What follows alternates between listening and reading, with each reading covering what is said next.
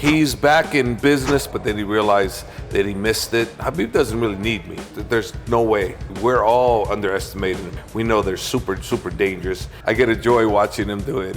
He's very good. I remember Islam and Abu Bakr always going crazy. Calm down, you know. And what he did, I don't know. He had to have done something that's against protocol for the UFC, but what they showed there was not sports. First of all, nice to see you, Coach. How was the preparation? Umar preparation and weight cut? The preparation for this fight for Umar was really good. Having Khabib in the corner, not Khabib training Umar. Khabib's always trained Umar, so this has always gone on. But having him in the corner with me this time around is very special. So the confidence that Umar has going into this is extremely high. The camp preparation has been going fantastic, no injuries, everything's perfect. His sparring was perfect. The last sparring session was the best sparring session that he's had with us for this camp, and we were all very happy. His mental is very good. He knows what he needs to do, and he knows that he needs to get by Cory, you know, in order for him to get that title shot that they're offered the winner for this particular fight. In early 2023, Khabib said that he wanted to spend more time with his family. But lately, we see him more and more often during the preparation of guys. For example, Islam's last fight with Dustin Poirier. Right now, is he back in business? He's back in business, but not full time. He's back in business for certain fights, and that's what I've asked him. When he told me he was going to step down, I said, hey, can you please consider it at least for certain fights? I need you. It's very important that you're in the corner with me with certain fights. And he goes, yes, I'll think about it, Coach, but I don't know right now, you know. So it was a no at that particular time, but you know, it took a while, but then he realized that he missed it, and he's a huge help. I mean, he's the leader. You know, it's like I'm his coach, but he's the leader of the team. He runs the team. I come in and I fix my little bit here and there and add my points, but he's so well knowledgeable that Khabib doesn't really need me. You know, he can do it all on himself. He's so good everywhere, and he is the team leader for sure, and he really is the head coach more than anything, even though I am his head coach and he listens to me, but still he runs the show. He's been doing it for quite a few years, to be honest with you. He's been running the show. I just been doing my thing like I do now, but you know, he's been running the show. I saw a video when he said to Umar, you have to weight cut like a champion, you have media day like a champion, you have what you're doing, you have to do like a champion. He has a champion mentality, and he shared with it. Yeah, so these are all the things that Khabib learned. These are all the things that Khabib's father and myself instilled in Khabib.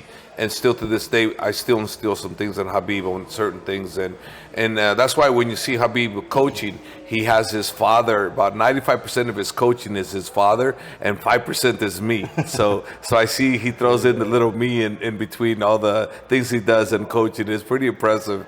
I get a joy watching him do it. He's very good. Recently, UFC released the Khabib versus Conor's fight. Very interesting to watch the team's worries about and Khabib's emotions. Do you remember this fight versus Conor? Yes, I remember the fight. I remember the fight, and I remember Islam and Abu Bakr always going crazy in the background, and I'm having to calm down, you know, and I'm always father's plan. And then for Khabib, father's plan is don't mess around with the stand-up. Conor is too dangerous on the stand-up, even though I knew Khabib could stand with him, but I didn't want a close fight. I wanted a domination. So I always implore him to do father's plan, which is basically the strengths against the weaknesses. Our strength was grappling. So that was primarily where I wanted Khabib to go with Conor all the time. Just grapple. Because there was nobody in the planet that could out-grapple him, and I knew that.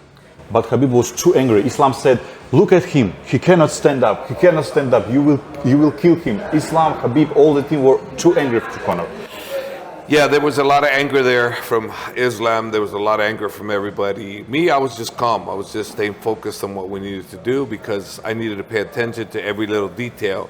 So, you know, I'm always laser focused when the fight's going on. I don't get emotional. I just, you know, look at what I need to do to motivate the fighter to get that victory. And if there's a mistake, I want to point it out real quick. I have one question about Islam and Usman. Don't you think that Islam and Usman underestimate Tsarukyan and Alexander Shabliy? Because I saw a lot of interview.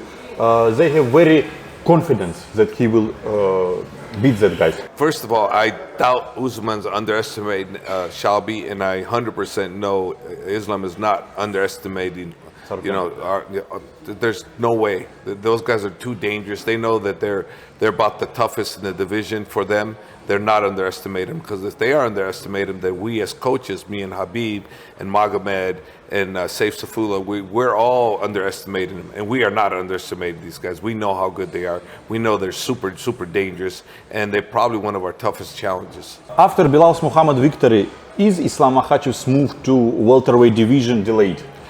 I would say, I haven't spoken to Islam about that. We don't talk about that, but I would say based on the relationship, based on how Team Khabib is, I would say it definitely is delayed. I want to ask you about Muhammad Mokaev and his situation with the UFC. In your opinion, why UFC and Dana White don't want to continue contract with Muhammad Mokaev?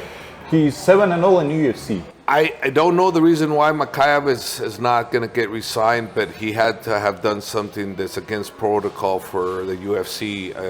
Listen, you work for the company, you're a company man. You do the right thing for the company, because when you don't do the right thing for the company's got the right to let you go or not bring you back on board. So what he did, I don't know, but rumored was that there was something going on.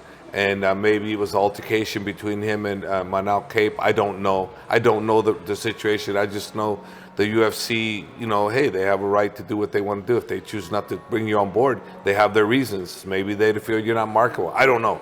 I mean, Demetrius Havanis was, Demetrius too, the same thing with him. You know, they let him go, and he was the best flyweight of all time, one of the greatest of all time. And they let him go. So they have their reasons. They are the greatest company on earth for a reason, so let them keep doing what they're doing. Mokaev has just got to either try to get back on or go somewhere else and come back on at a later point. But I know that he probably doesn't want to leave the greatest show on earth. Probably doesn't. Last questions about Olympic Games. Have you seen Olympic Games ceremony of opening ceremony? I saw on Instagram the open ceremonial. They told me about it, and honestly speaking, because of what they did, we all have choices. We have choices to watch. I love watching sports, but what they showed there was not sports, had nothing to do with sports. And at the present time, I've chose not to watch it, chose not to care about it. So I'm not watching, I don't care about it.